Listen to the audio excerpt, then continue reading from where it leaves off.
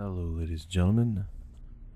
I am Veos, and welcome to a really rough and raw video of Kerbal space program Real Solar System,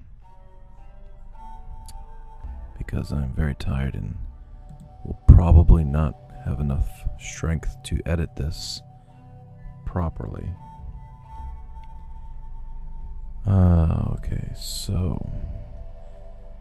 So the SSTO that I was working on, right? Of course, the D version is very large and can only carry about 20 tons, whereas the E version is about half that size. It can carry almost 3 times that amount. A lot of people wanted to know how I made this, so let's go ahead and go through the steps. Now, there is a link so you can see what kind of mods I'm using. And even though I'm using real plumes, for some reason it's not working. I tried to look for realism overhaul for version 1.2.2, but apparently the mod person who does that doesn't do that anymore, and there's some sort of experimental version out there that's glitchy and buggy and will probably destroy your computer. You know, that kind of thing. So I just downloaded what I could. Real rockets, real fuels, real this, real that. Well, it's all there in the link below the description, so you can check it out for yourself. Some of it's working for some reason, and others aren't for other reasons that I don't know, so... okay. So let's go through the basics. Obviously you know what these are, the delta wings. Looks like the fuels that I'm using are kerosene and liquid oxygen. I don't know if those are light fuels or how that works. And of course the cargo bays themselves, and it's got about 18 tons worth of fuel in there, give or take. And there's 3 of them, so that's 18 times 3, and that's how much it can carry into orbit. Of course, it's not going to be carrying fuel into orbit. It's going to be carrying, well, it could carry fuel, I guess, but mostly it's going to be carrying, habitation modules and solar panels and stuff of this nature. So 50 tons is pretty nice. 50 tons is pretty nice. It's an orange tank and then some. Of course, we have a, looks like a Saturn multi-body nose cone up here. Inside is of course the control with some batteries, and I'm not sure what is this, a Saturn 10mm, and crap, and it's got a whole bunch of fuel in it as well, kerosene and whatnot. Okay, and then of course the sides are the Saturn S, i.e. first stage tank.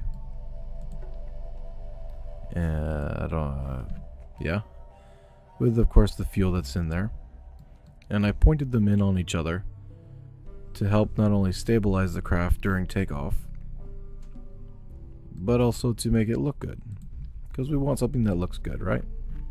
Looks good and operates well. And of course we have the standard Kerbal tank from the actual stock.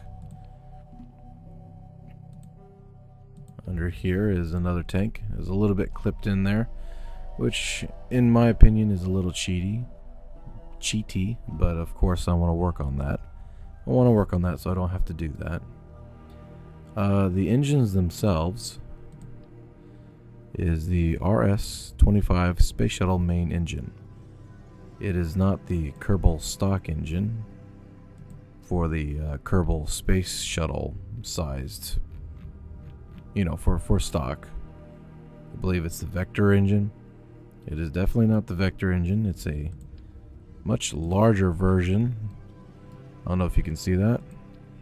It's a much larger version. It's the real size space shuttle with real values, from what I understand. That's a lot of thrust.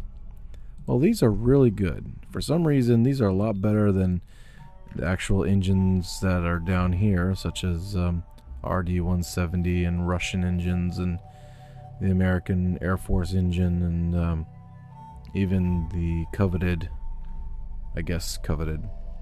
there's a Saturn V engine in here somewhere. I forget which one it was. But no, these engines are they're very nice.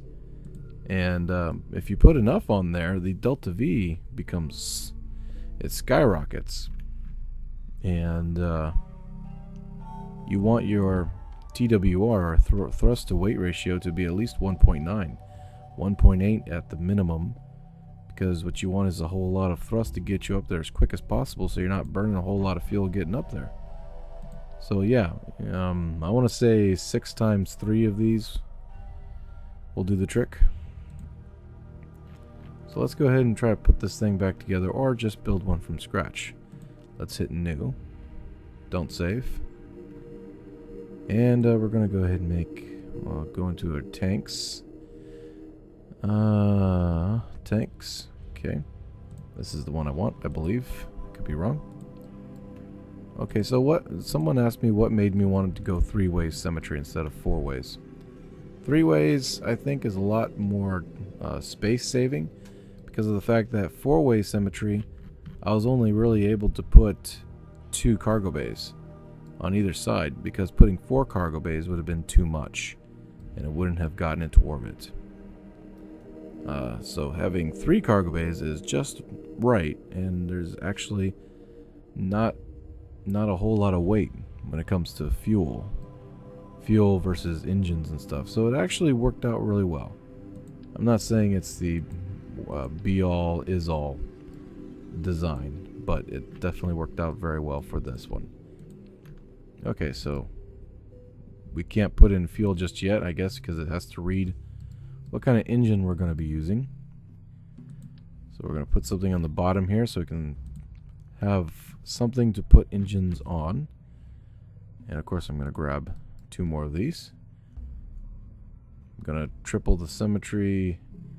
I'm going to hold down Shift and S key until I kind of see that it has the same slope as the top area. Grab my offset tool. Bring them in. There we go. And bring them down a little bit. Bring them out. Oh, that's nice. Hit the F key. There we go. A little bit of a gap right there. I'm not liking that, so I'm going to bring them in. I'm just going to bring them in a little bit. There we go. Try to close that gap that's in there. And of course we still have more gaps on the sides. So instead of adding more fuel tanks, this is where we will add our cargo bays. However, the cargo bays, if you want to tilt them in like you do with these fuel tanks, you can't put them up in front because of course it'll run into the fuel tanks and it'll look bad. So you need a fuel tank or something to extend the cargo bay down towards the bottom, where there's plenty of room and you won't have to worry about that. So what we're going to grab the stock version. Here, that Kerbal S3 4400. I don't know. I can't. Damn, I'm tired. We're going to go ahead and tilt these. Looks like I tilted a little too much. Let's go ahead and Shift W. There we go. And grab ourselves a large cargo bay. Now, it would be really cool if Realism Overhaul worked, or wasn't scary, as in, oh, this may destroy your computer, but go ahead and try it anyway. That kind of scary. That would be nice, because I'd love to have more realism, because of the fact that if I build something with Realism Overhaul and Realism this and Realism that, then it's possible that that could actually work in real life, and I get a huge kick out of that. That would be so cool.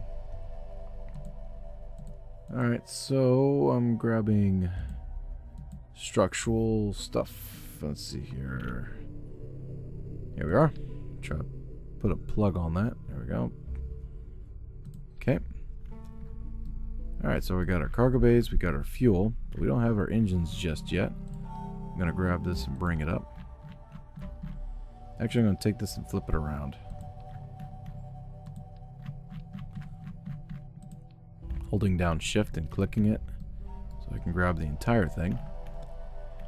Alright, so in the sake of it looking good for now until I figure out how to make it look good and not be kind of cheaty, I'm going to bring this down a little bit.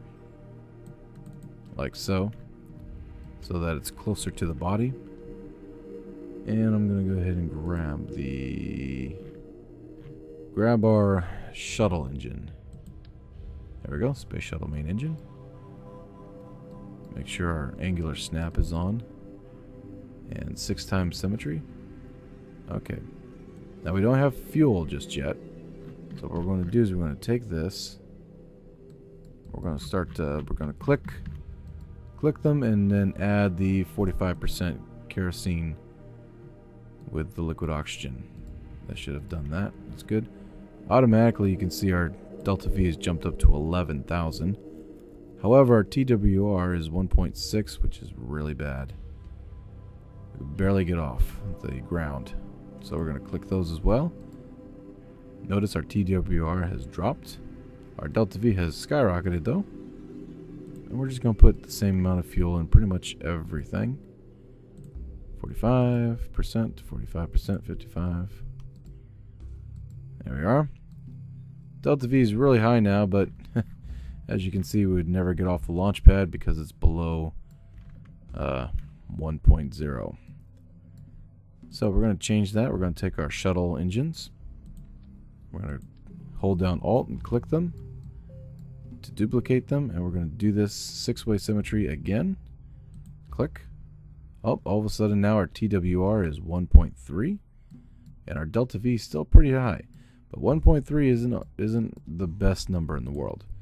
So we're going to do this one more time. 6-way symmetry, bam. Suddenly our TWR is 1.9, which is perfect, and we have 11,000 delta V, which is perfect. Now I would love to leave it in this honeycomb kind of shape because it looks cool and it really works. However, this thing does have to come back down, which means that we have to find a way to add some sort of heat shield capability. So in order to do that, that means that there's got to be at least one heat shield in the middle that comes out and covers the entire engine core, and of course some heat shields on the sides to cover these big tanks. So I'm going to go into my thermal and our heat shield. Right?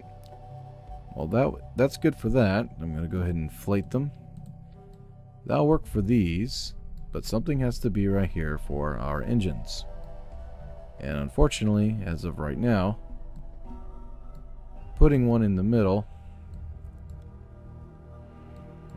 If I can. There we go. Kind of does that. Even with our tweak scale, if we bring it up some, we're still going to have some problems with clipping. Some really big problems with clipping. Now I could take the offset tool, try to bring this up some, but we might run into that glitch. Oh, no. Okay, good. See, that might work.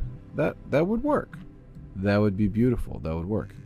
However, let's go ahead and deflate them, and oh, there we go. Unfortunately, in its deflated version, it goes and clips in with the inner engines. So we need to find a way to put 6 engines on this thing without getting into the heat shielding system. Inflate. Okay, that works. So what I did was deflate that. I'm gonna take these, put them like that. Okay. So what I did was grab that, hit Alt, copy that, and I just put one on each of these extending pylons, I guess you could call them, or fuselages. I want to come over here and hold down Shift and D key. Try and make them as straight as possible. That's a little crooked.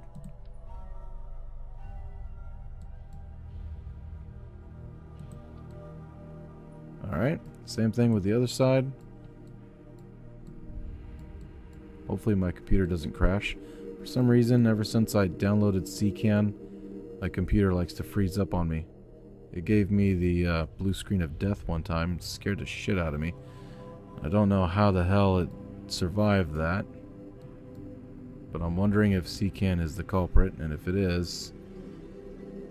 if it is, then I'm sorry, I'm not gonna sacrifice my computer for a chance to play in real Solar System via CCAN. Alright. I'll take the offset tool and bring this sucker in. Bring that up. Will work. Tilt it that way a little bit. Grab these guys. Bring it out. Bring it in. Bring it out. There we go. That'll work. Same thing with this one. Bring it out. In, I mean. Okay, good. Maybe bring that down a little bit. Try to make them level with each other. There we go. Well, got a little bit of clipping in there. Gonna bring that up a little bit. Same thing with this to try to match it. Alright, that's nice. So now we have... Let's inflate that and see if we can't go a little lower with that. Oh, nope. Alright. Deflate. Okay.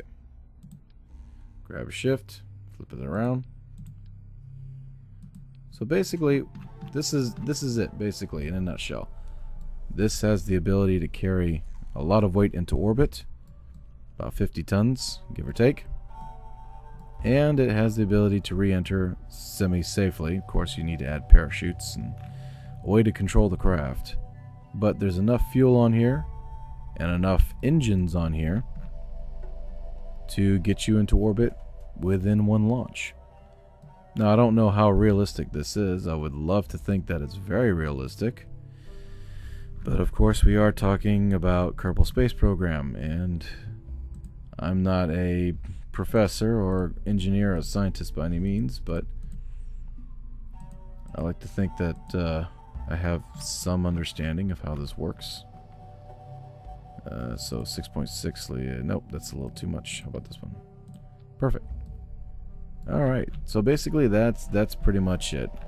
After you add some Vernor thrusters and some parachutes, you're going to definitely need the thrusters in order to stay stable in orbit, in space.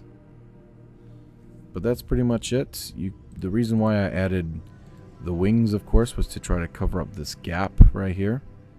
And you don't need them, but I use them to not only add more fuel, cover up the gap, but it also helps with control, I would think. Now let's go ahead and do this real quick. Let's see how far it drops once we add some weight on here. I'm going to add these on here, and I'm going to actually add some fuel. And then I'm going to cut the fuel off as dead weight. And still, our delta V is at 10,000. That's plenty. The original SSTO that I worked on, the big giant one, only had a delta V of like 9,200. And it got into orbit. It got into orbit with a pinch of fuel, just enough to deorbit itself and perhaps land. But it got into orbit. So 10,000 is definitely more than enough. And it's quite possible it could hold... It's quite possible it could carry more than just 50 tons worth of weight. Because if all you need is about 9,000... I would say 9,500 delta V to get into orbit with a TWR of at least 1.9, then I'm pretty sure that you could add some more weight to this. Alright, well, ladies and gentlemen, that's all I've got for tonight. I'm going to go to bed now. And I'll see you all in the next video. Have a good night. I'm Beos signing off.